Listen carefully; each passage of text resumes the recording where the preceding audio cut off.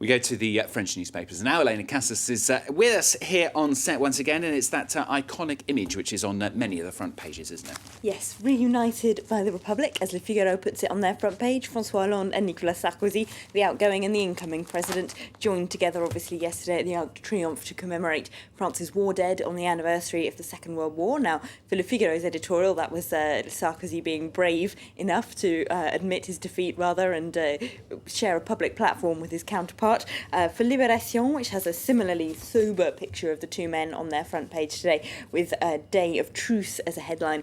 But they're not really interested in the political symbolism of that moment. Their editorial is all about the euro. And, of course, if Hollande is really going to ride a tide of anti-austerity governments coming into power and changing the direction across Europe, they're very excited about that summit that's planned for the 23rd of May, when European leaders are meant to be getting together to talk about growth instead of austerity.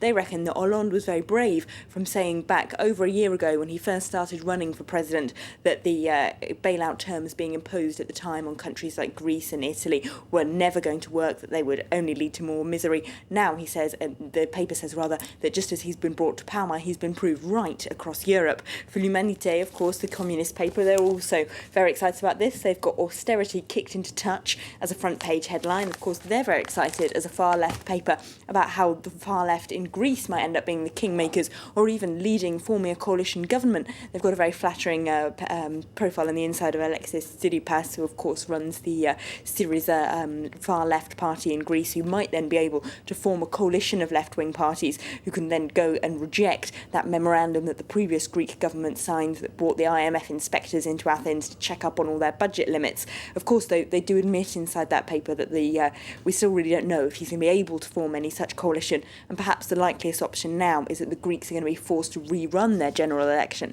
So the left there will have to hope for an even stronger mandate the next time round.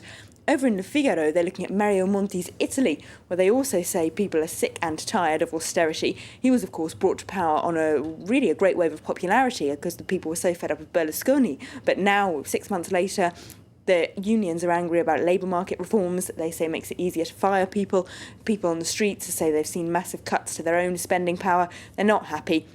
Local elections on Monday in Italy saw extremist parties, really just like in Greece, those with more far-left alternatives especially do terribly well, especially one that's run by a comedian called Beppe Grillo, which we'll be hearing more about at 9:10 in the Italian papers. OK, look forward to hearing about that one. Then what about François Hollande? The paper's looking at some of the first measures, really, that he plans to take. Yes, Le Parisien headlines on cutting big CEO fat cat salaries, which is one of the measures he plans to take when he comes to power. He's going to cut his own remuneration, of course, as president by 30%, and he's going to make so that all state-owned companies can't pay their CEOs more than 20 times what they pay their lowest-paid employee. So if you're Henri Proliot at EDF, who last year earned 1.6 million euros, that would mean a 65% pay cut. It's quite a difference, isn't it? It's quite a difference. If you're a Yeah. French CEO in a public company, you might not be too pleased with that proposal. Also in Le Parisien, of course, they're looking at more elections still coming up for François Hollande and the rest of France's politicians. Parliamentary elections with the first round on the 10th of June. Now, that purple map there shows the areas where the Front National did best in the presidential election first round. The ones that are deepest purple are the ones where Marine Le Pen did best. Why is this important? Well, she's trying to get a block of MPs in the Parliament for after those parliamentary elections in June. As you can see, these are, of course, very local races compared to the presidential election, which was a big national contest. It's in the northeast and in the southeast where she might do best. That, of course, might mean that a number of sitting UMP MPs of the outgoing right-wing cabinet might end up being kicked out in favour of Front National candidates. And the paper reckons that the Front National could at least get to the second round of those elections in 353 out of 577 constituencies.